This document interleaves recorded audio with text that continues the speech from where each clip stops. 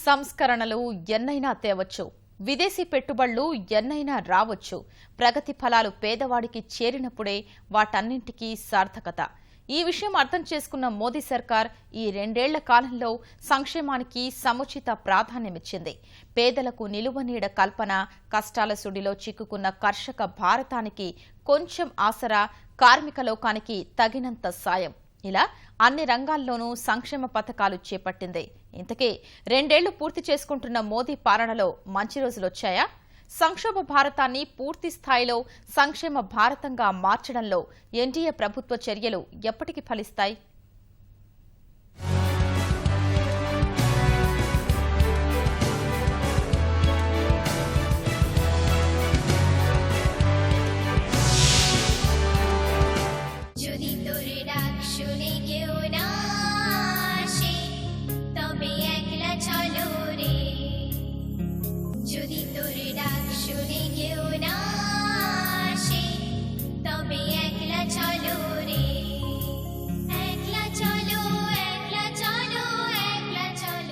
When we do Swachh Bharat, it has multiple impacts. It is not just a fad or a slogan. It changes people's mindset.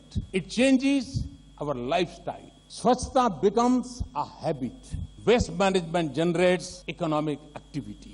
It can create lakhs of Swachhta entrepreneurs. The nation gets identified with cleanliness. And of course, it has a huge impact on health. Diarrhea and other diseases cannot be defeated without Swachhta. Take the case of tourism. It is an untapped economic activity, but tapping it requires a Swachh Bharat. Therefore, a simple goal can generate reforms in multiple sectors. సంక్షేమ రాజ్యానికి స్వచ్ఛతే పునాది. ప్రధాని నరేంద్ర మోదీ మాటల్లోని అంతరార్థమిది. సంక్షోభ భారతాన్ని తలపించే పరిస్థితుల మధ్య 2014 మే 26న కేంద్రంలో అధికార పగ్గాలు చేపట్టిన మోదీ దేశాన్ని తిరిగి గాడిలో పెట్టేందుకు 2 ఏళ్లుగా బహుముఖ వ్యూహాన్ని అనుసరిస్తున్నారు. పటిష్ట సంస్కరణలతో వ్యవస్థలో లోపాల్ని సరిదిద్దే ప్రయత్నం చేస్తున్న ఆయన దశాబ్దాల నాటి సామాజిక దురలవాట్లను రూపుమాపేందుకు శ్రమిస్తున్నారు. ఆరోగ్య ఆనంద భారతావని నిర్మాణమే ధ్యేయంగా పరిశుభ్ర యజ్ఞానికి నడుం కట్టారు. సత్యాగ్రహంతో స్వతంత్ర భారతాన్ని సాధించిన బాపూజీ బాటలో స్వచ్ఛాగ్రహాన్ని చేపట్టిన ప్రధాని నరేంద్ర మోదీ మహాత్ముడి 150వ జయంతి నాటికి స్వచ్ఛ భారత్ సాధనే లక్ష్యంగా మహోద్యమం చేపట్టారు.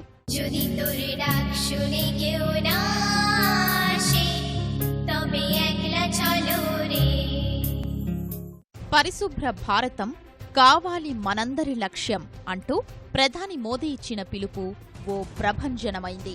రాజకీయాల్ని పక్కనబెట్టిన అశేష జనభారతం చీపురు పట్టింది. రాష్ట్ర ప్రభుత్వాలు సైతం స్వచ్ఛందంగా కదిలివచ్చాయి. స్వచ్ఛ భారత్ యజ్ఞంలో భాగస్వాములయ్యాయి. ఈ దిశలో స్వచ్ఛ ఆంధ్రప్రదేశ్, స్వచ్ఛ తెలంగాణ వంటి కార్యక్రమాలు రూపొందించి బాపూజీ కలలుగన్న పరిశుభ్ర భారత నిర్మాణమే ధ్యేయంగా కదులుతున్నాయి. ప్రధాని పిలుపు మేరకు ఊరు వాడ స్వచ్ఛ భారత్ కార్యక్రమాలు చేపట్టిన ఈటీవీ, ఈనాడు వంటి సంస్థలు అశేష జనసామాన్యాన్ని ఈ బృహత్ యజ్ఞంలో భాగస్వాముల్ని చేశాయి.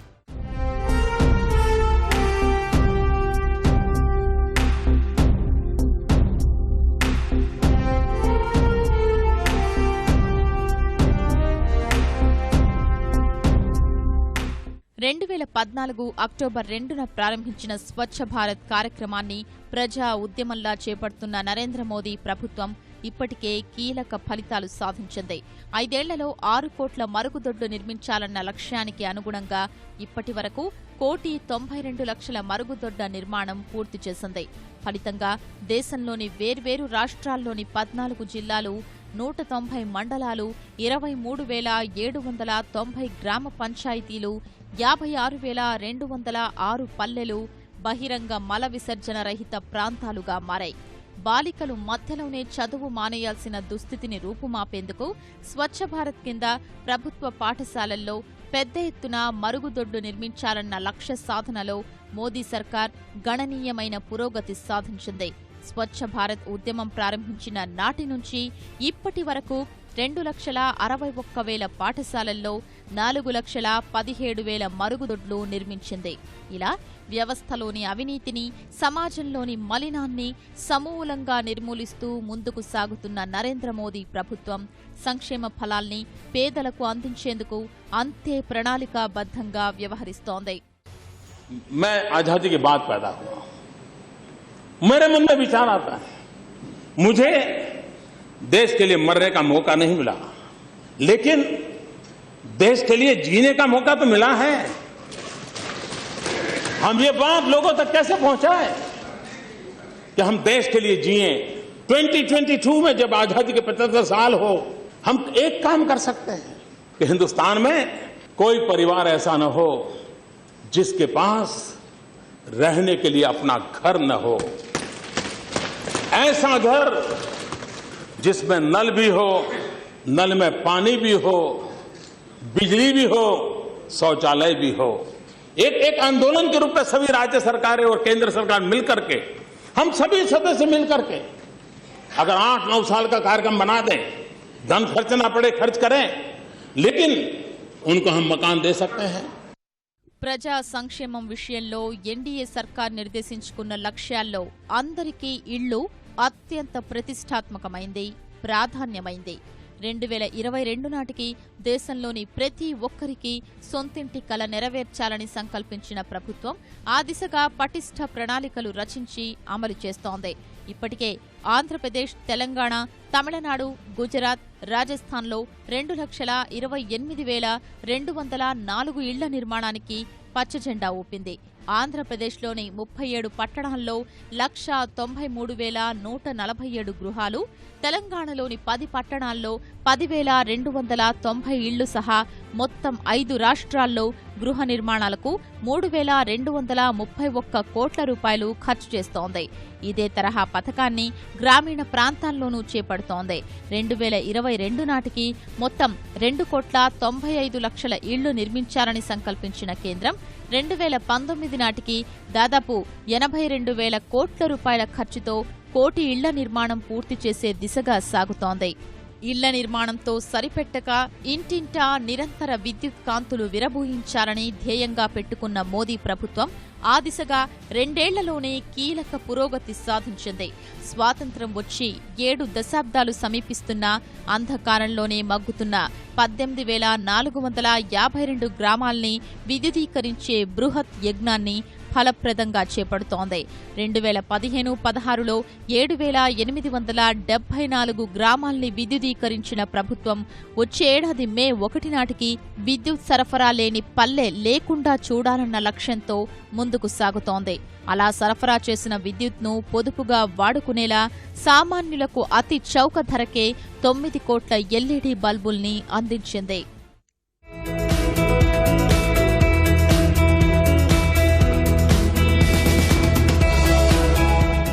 2 ఏళ్ల పాలనలో మోదీ సర్కార్ చేపట్టిన సంక్షేమ కార్యక్రమాల్లో అత్యంత ప్రాముఖ్యమైంది ప్రధానమంత్రి ఉజ్వల యోజన.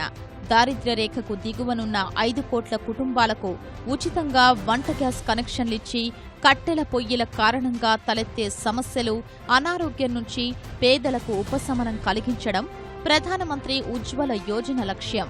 మహాత్మాగాంధీ 150వ జయంతి జరుపుకునే 2019 నాటికి 8,000 కోట్ల రూపాయల ఖర్చుతో దేశంలోని 5 కోట్ల పేద కుటుంబాలకు ఉచిత వంట గ్యాస్ కనెక్షన్ ఇవ్వాలని లక్ష్యంగా పెట్టుకున్న మోదీ సర్కార్ ఇందుకోసం తిరుగులేని వ్యూహంతో ముందుకెళుతోంది. సంపన్నులు వంట గ్యాస్ రాయితీని స్వచ్ఛందంగా వదులుకోవాలని గతేడాది మార్చి 27న ప్రధాని పిలుపునివ్వగా ఇప్పటి వరకు 1 కోటి మందికి పైగా సానుకూలంగా స్పందించారు. తద్వారా దేశ ఖజానాకు మిగిలిన రాయితీ సొమ్మును పేదలకు వంట గ్యాస్ కనెక్షన్లు ఇచ్చేందుకు ప్రభుత్వం ఖర్చు చేస్తోంది. हमने कहा था गरीबों के लिए जो सब्सिडी छोड़ेगा वो पैसे सरकार की तिजोरी में नहीं जाएंगे, वो पैसे गरीबों के घर में जाएंगे. 1 साल में यह ऐतिहासिक रिकॉर्ड है भाइयों. 1955 से रसोई गैस देने का काम चल रहा है. इतने सालों में 13 करोड़ परिवारों को रसोई गैस मिला.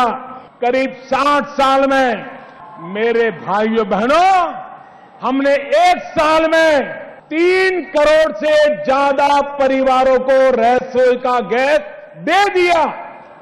గత పాలకుల అసమర్థ విధానాలు, పగబట్టిన ప్రకృతి ఇలా రకరకాల కారణాలతో కష్టాల సుడిగుండంలో చిక్కుకున్న రైతులకు చేయూతనిచ్చేందుకు 2 ఏళ్ల పాలనా కాలంలో ఎన్నో కీలక చర్యలు చేపట్టింది మోదీ ప్రభుత్వం. భూసార కార్డులు, 60 ఏళ్లు పైబడ్డ రైతులకు పింఛనిచ్చే పథకాలతో పాటు దళారీల దోపిడీకి తావు లేకుండా పంట ఉత్పత్తుల్ని మెరుగైన ధరకు అమ్ముకునేందుకు వీలు కల్పిస్తూ జాతీయ ఆన్లైన్ వ్యవసాయ విపణిని ప్రారంభించింది. ప్రకృతి ప్రకోపం బారిన పడ్డ సందర్భాల్లో కర్షకులకు అండగా నిలిచేందుకు ప్రధానమంత్రి పంటల బీమా పథకం తీసుకొచ్చింది. రైతు యూనిట్గా బీమా వర్తింపజేయడం వంటి నిబంధనలతో కర్షకులకు సాధ్యమైనంత ఎక్కువ మేలు చేసే రీతిలో ఈ పథకాన్ని రూపొందించి అమలు చేసేందుకు కేంద్రం సిద్ధమవుతోంది. कि किसान फसल बीमा कुछ इलाकों में तो 14% तक जाना पड़ा, कुछ इलाकों में 6%, 8% गया। बीमा कंपनियां तय करती थी, मजबूरी का फायदा उठाती थी। इस सरकार ने निर्णय कर लिया कि हम जब बीमा योजना करेंगे तो रबी फसल के लिए 1.5% से ज्यादा किसान से प्रीमियम नहीं लिया जाएगा और खरीफ में 2% से ज्यादा नहीं लिया जाएगा। कहां 12-14% तक लूटा जाता था और कहां 2% का कैप लगा दिया था। उन्होंने क्या किया था, भुगतान के ऊपर कैप लगा दिया था, एक दीवार लगा दी थी कि इससे ज्यादा भुगतान नहीं होगा। हमने प्रीमियम पर तो कैप लगा दी, लेकिन किसान को जब मिलने की नौबत आएगी उस पर कोई कैप नहीं रहेगी। ये बहुत बड़ा निर्णय है। సంక్షేమ పథకాలు ఎన్నైనా చేపట్టవచ్చు, వాటి కోసం ఎంత సొమ్మైనా ఖర్చు చేయవచ్చు. కానీ వాటి ఫలాలు అసలైన లబ్ధిదారులకు చేరినప్పుడే ఆయా పథకాలకు అసలైన సార్థకత. ఈ విషయాన్ని అర్థం చేసుకున్న నరేంద్ర మోదీ ప్రభుత్వం రాయితీల అందజేతలో అక్రమాల నివారణకు తిరుగులేని ప్రణాళిక అమలు చేస్తోంది. చరిత్రలో తొలిసారిగా బ్యాంకింగ్ వ్యవస్థను పేదలకు దరిచేర్చుతూ వారితో తెరిపించిన 21,81,00,000 బ్యాంకు ఖాతాల్ని ఇందుకు అస్త్రంగా మలుచుకుంది. జన్ధన్, ఆధార్, మొబైల్ను అనుసంధానం చేస్తూ ఏర్పాటు చేసిన వ్యవస్థ ద్వారా రాయితీలు అందజేస్తోంది. 59 పథకాలకు సంబంధించిన రాయితీల్ని 31 కోట్ల మంది లబ్ధిదారులకు ప్రత్యక్ష నగదు బదిలీ ద్వారా అందించిన కేంద్రం అక్రమాల నివారణ ద్వారా ఇప్పటి వరకు 21,000 కోట్ల రూపాయల్ని ఆదా చేసింది. ఇలా 2 ఏళ్లలోనే విప్లవాత్మకమైన పథకాలకు శ్రీకారం చుట్టిన మోదీ ప్రభుత్వం తమ భాగ్యరేఖలు మార్చేందుకు వచ్చే 3 ఏళ్లలో ఏం చేస్తుందోనని యావత్ భారతం ఆసక్తిగా ఎదురుచూస్తోంది.